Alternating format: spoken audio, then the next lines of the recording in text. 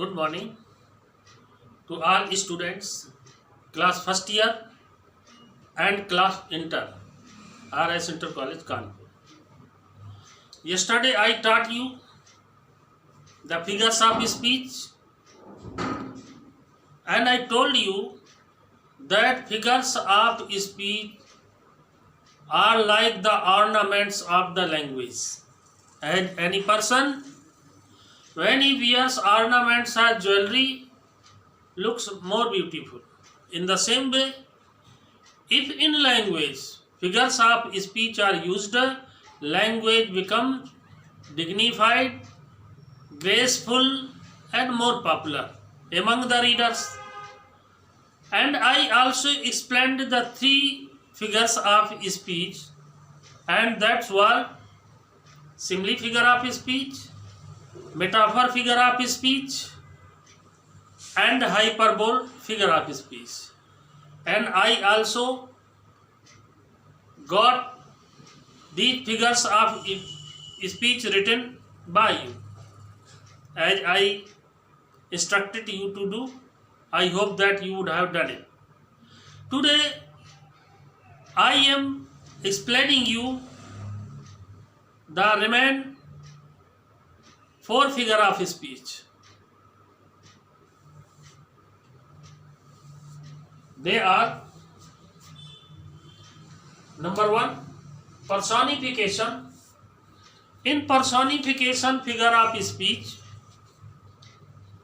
non-living things or abstract ideas or dead persons are shown doing the work of the living being or human being.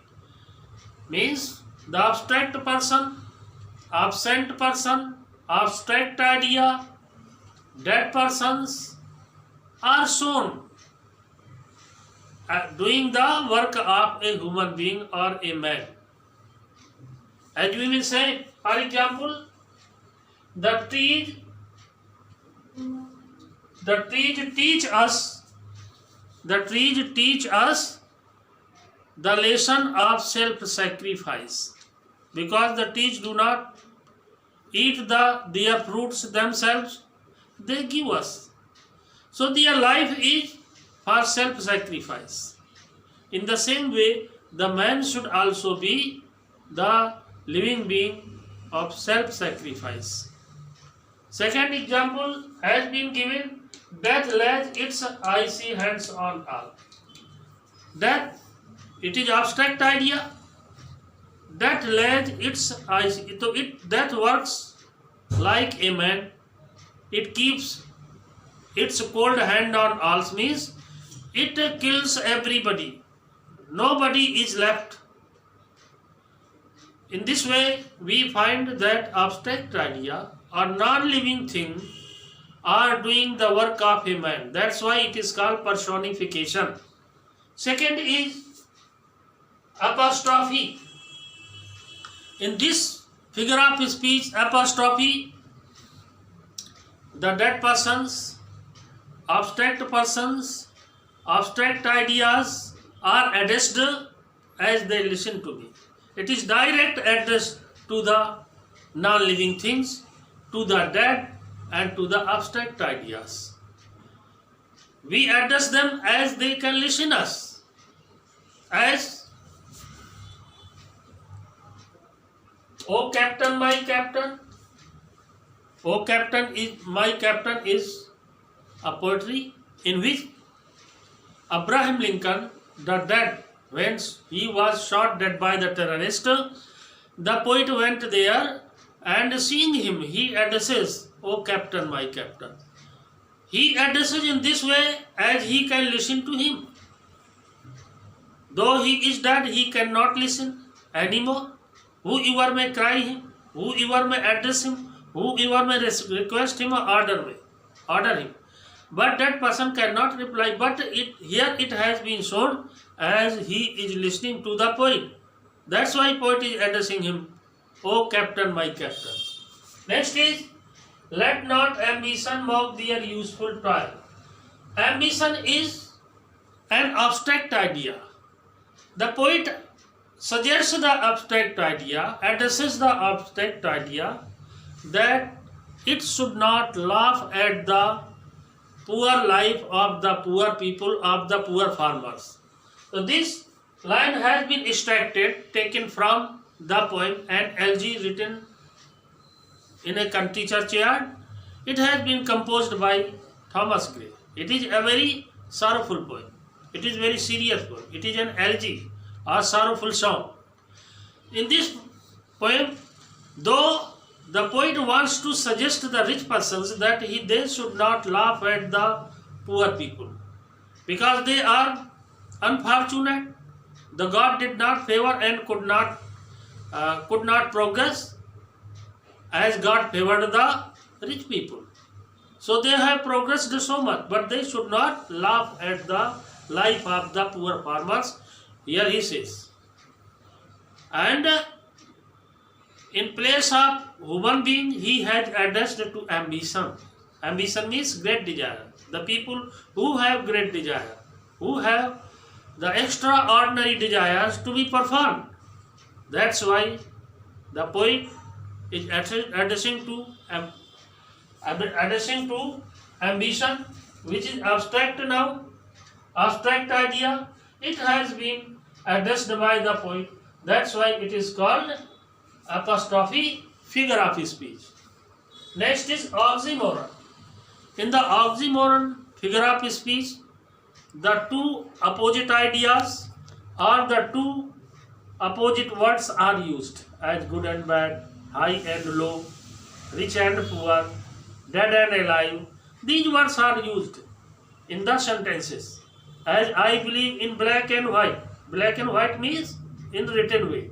Everything that is written in the paper, that is believed by me. The writer wants to say, I believe in black and white. In this sentence, black and white, two opposite words have been used here. In the same way, we should have high and low equally. The high people, sitting on the high post, and to the people who are doing the lower work. But we should respect, we should treat equally, whether he is rich person or poor person. So there are two kinds of the opposite ideas in this.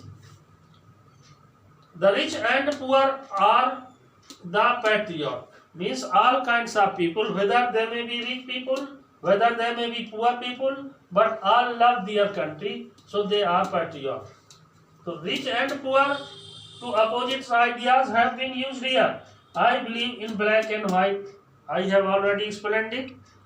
Black and white, there are two opposite words, joys and sorrows.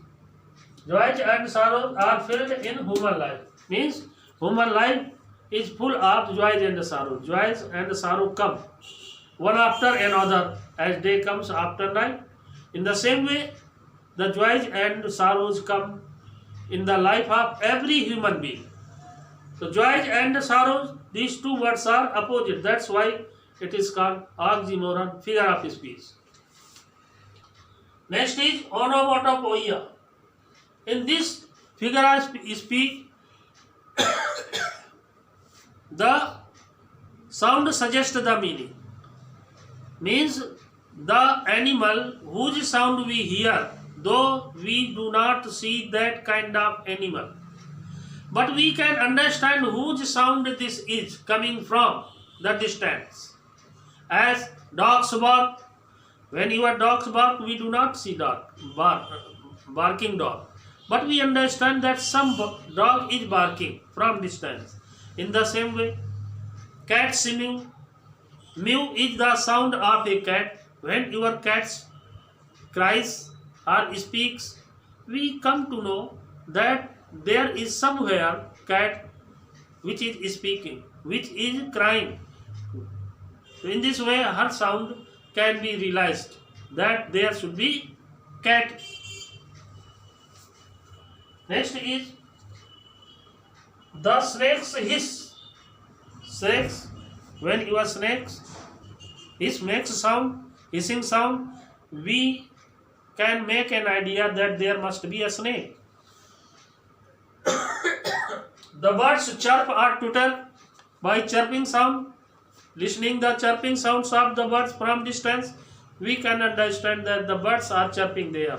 So in this way we have seen, though we do not see the creatures who are speaking, but we can understand their speaking, that spoken their words or pronouncing their words, that such kind of animal should be here and there.